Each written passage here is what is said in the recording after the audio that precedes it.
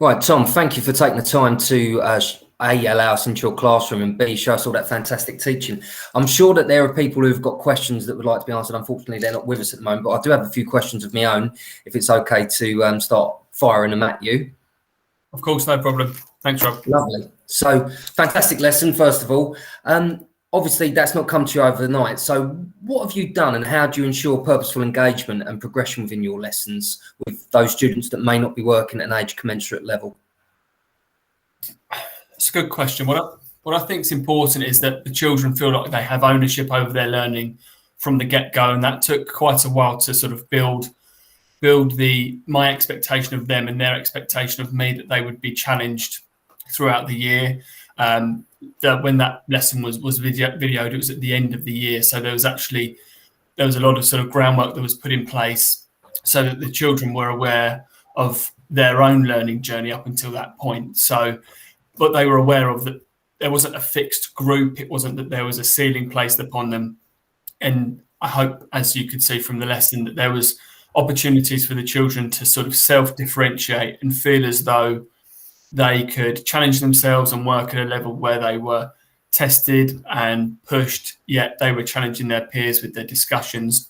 And often it was through questioning. And luckily for us at Oaks, we've been working on conferencing for a few years now. So the children are used to asking questions such as, why do you think this is correct? What can you prove your answer? Let's discuss the answer. Let's disprove it, or let's take this learning down another avenue. So it sort of stems from opening up the lines of communication and allowing children to sort of really dive deeper into their learning across the curriculum, not just in maths. Fantastic. For those people out there who haven't had any experience of conferencing, could you talk a little bit about the agency of the pupil in that process? Of course, no problem. With conferencing at Oaks, we've tried for the last 4 or 5 years, we've been on a journey of ensuring that conferencing replaces formal marking. So what it does is it puts the child at the center of the discussions about their learning, and it can come through discussions such as, why have you chosen to complete your work in this way? Or have you considered maybe looking at this from a different perspective? And the children actually take ownership over that by doing it as self or peer conferencing, where they're discussing their work together. And it took a little while to get us used to modeling that to the children, but when they were comfortable with it and confident with it, they were able to sort of reflect on their own work, find what they were confident with, and maybe share that with a peer, but equally challenge each other to say, I worked the answer out in this way, how did you do it? And then they could become a bit more reflective and really start to think about their own learning journey and what they needed to do better, what they were good at. And ultimately, it just made the whole culture of the classroom is that we're going to discuss our learning, and in the moment, that feedback is instantaneous rather than waiting for something to be in-depth marked and then maybe coming back to the children who don't necessarily understand what it is you're looking for. So instead, it's instantaneous. The children know exactly what they need to work on, and then therefore progress and attainment is much more rapid.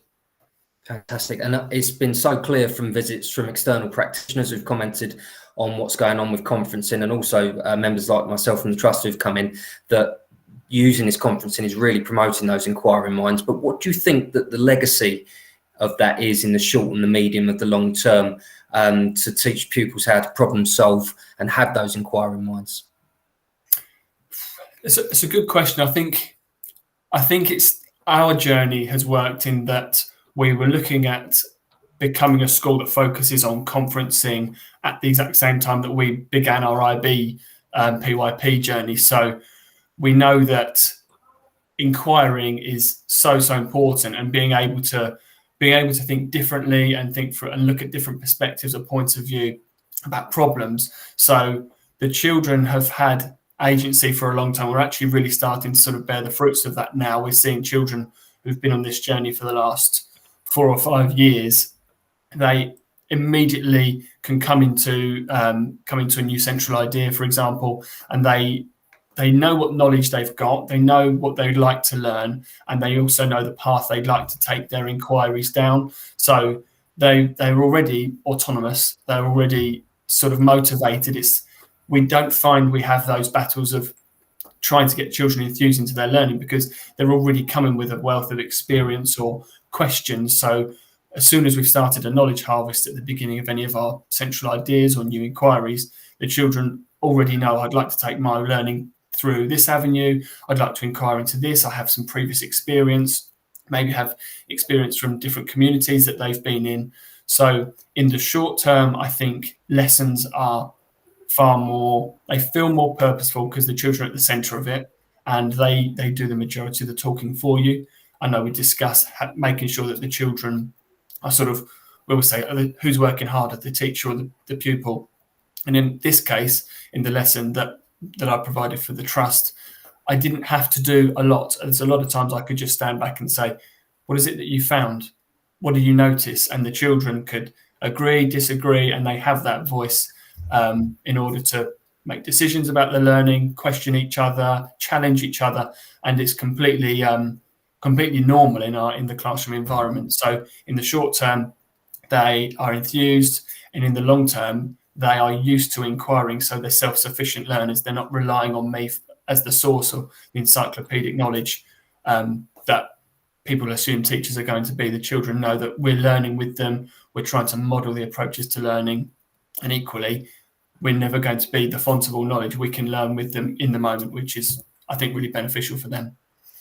I think it definitely has been. And, you know, looking at how you shape that culture within your classroom, you ensure that pupils aren't trapped in a glass ceiling differentiated band. So could you expound a little further on how you make sure that children are challenged throughout their learning? I know you've already touched on it, but could you just go into a little bit more detail for us? Yeah, no problem. I think what I tried to, in that lesson in particular, that sort of was a culmination of the children, sort of a unit in maths where we've really been trying to deepen our understanding, or the children deepen their understanding of mathematical sort of fluency. But in doing so, in having that fluent understanding, some really didn't. And some of the children in there had joined the class sort of quite recently, and they weren't blessed necessarily with, they couldn't reel off squared numbers, cube numbers. They understood factors and multiples at a sort of surface level. Or what I wanted them to do, and in the lesson that hopefully it was sort of evident, that by revealing different amounts of information to different pupil groups or to different children, and to give them the choice of what it is that they could see, their stimulus was either limited, if that's to challenge them a bit more, and those children therefore only had five sort of symbols to work from. They were doing the same activity as everybody else in the class. It wasn't, we didn't have children sat there thinking, oh, why is this person doing a completely different piece of work to me? And automatically it feels like those groups aren't malleable. They feel like they're therefore fixed. It felt as though in the environment that we're trying to create here at Oaks is that all children can see their learning journey, whether that be something, for example, as the solar taxonomy. Am I looking at, can I achieve that extended abstract? Is that something that I can really achieve? And how do I get there? I can see some of my peers are on the same journey as me, rather than thinking, I've been sat on this same table, we do the same work every time. It feels as though the table next to us are always achieving more or moving at a quicker pace. So I think it's a balance of how are we questioning? Are we making the children, we're making it evident to the children of where they are in their learning journey and what they could do next, and presenting them with challenge, and also presenting learning in a different way. This lesson wasn't a worksheet lesson. It wasn't necessarily a let's complete reams and reams of fluency. It had elements of fluency because it was multiples and factors which you had to know, but equally it was a constant reveal of here's a little bit more of a problem to solve, and can you reason, can you explain? So each child massively has to be able to immerse themselves in sort of the vocabulary and start to be able to justify themselves, which is so important from the very get-go in maths. But equally, they know that where they're heading to and what they need to do next in their learning. So that's what we try to do, try to remove those ceilings, try to remove what feels like a restricted pathway, and let them choose their own sort of pathway in their learning by balancing their productivity and teacher talk. Fantastic. And obviously that teaching style is quite brave, to let your children off the leash in that way. And that sort of style is not cultivated overnight. So what have been the key influences, and, you know, academic or otherwise, on how you teach and your teaching style today? It's a good question.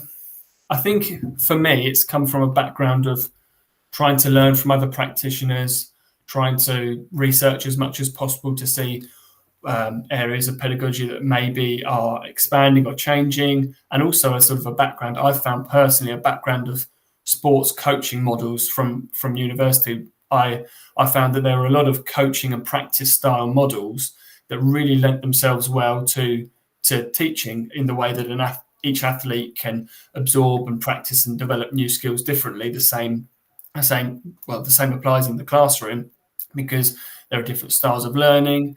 People pick things up. They have different sort of trends in the way they learn. It may take them a longer time to sort of acknowledge what it is that they need to do and how they're going to achieve it. So I found that at the beginning of the year, it was setting expectations of, we are going to challenge each other. It's a completely safe environment, but equally to avoid those, something I'm consciously trying to avoid, or have been in my teaching, is I don't want my lessons to always look the same. I want the children to come into a lesson thinking, how are we going to be challenged today? Rather than, I've completed this, every lesson I complete the same worksheet, I start here. And if I'm really good, I could hopefully get to that final stage. And everybody's sort of seen those mass rollouts of lessons that look as though if you get through this sheet, you can probably get to this sheet, but you may not get there. And the same children achieve at the same speeds every time. And before we know it, children never get past fluency. They never actually get to problem solve. So some lessons just begin with, here's a problem, which is similar to the lesson I presented. Here's the problem. Well, what is the problem? What is the problem in the first place? What did you notice? What did you see? So I think being presented in sort of a whole model, and just trying to keep things fresh, really, so that it's as exciting for me to teach as it is for the children to try a new challenge. And also, not something that you mentioned earlier about the about groupings and about abilities and glass ceilings. What I tried to do there was just mix up children in with their confidence levels, so that they were surrounded by those who maybe can verbalise things a bit better, or were more confident at explaining things, and they're sort of looking at pairs approaching the task if one's a little bit less confident than the other. So for me, it's been trying to think of different approaches that have worked for me or that I've experienced, and just trying to keep things fresh and change it up as much as possible, so that the children aren't feeling stale and it's not just a mass rolled out lesson every time. And I think the efficacy of that is clear to see, because of the engagement and enjoyment that the children take within the lessons that you're teaching.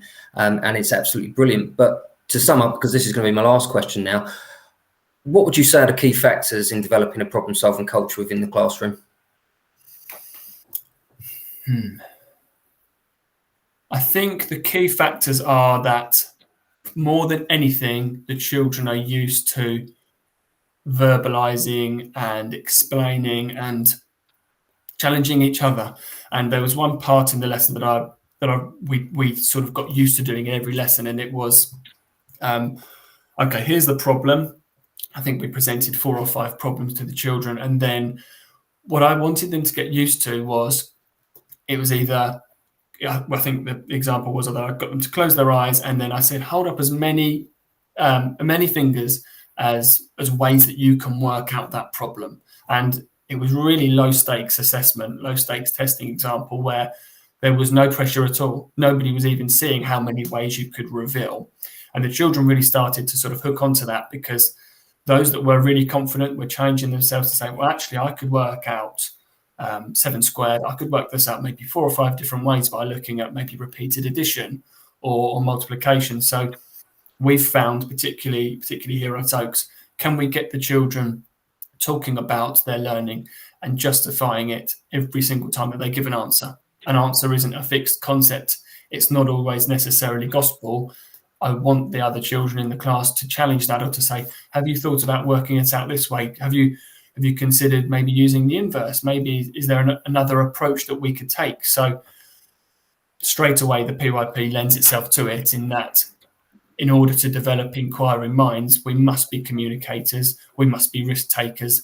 Therefore, that's already given the children the sort of a lease of life into, well, if I really want to be knowledgeable, I must be able to take this risk here, and I must be able to discuss my learning in a different way. So I think the PYP helps, conferencing helps. So it's sort of a snowballing effect in that there are several different factors that are sort of a melting pot to hopefully develop that sort of IB PYP learner who is prepared to attempt anything, knows that they can make mistakes. It's a culture. I suppose you want to develop that culture in the classroom that there's no such thing as a mistake. It's just a learning opportunity.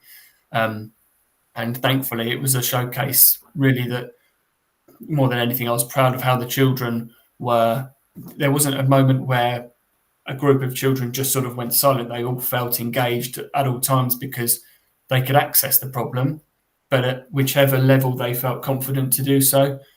Some were saying, well, I'm sure these are squared numbers, whereas for some it was just saying, well, what's the pattern? I've noticed this pattern of blue numbers and orange numbers. Perhaps this is multiples of factors. So I think it was a really nice example, hopefully, to those people that have watched, to see that, yes, all I ended up doing really to begin the lesson was hand out some strips of paper which just represented some numbers and circles, but the children spoke about that freely for over an hour, and they really self-differentiated and challenged each other. So hopefully that's an approach that we can really champion here at Oaks and across the trust moving forwards. Fantastic. Tom, I've got to say thank you for your time this afternoon. Thank you for letting us into your lesson. It's been a delight to see the engagement of the children, and I wish you and them the best for the rest of the academic year. Thank you, Rob. Thanks very much. Take care. All the best.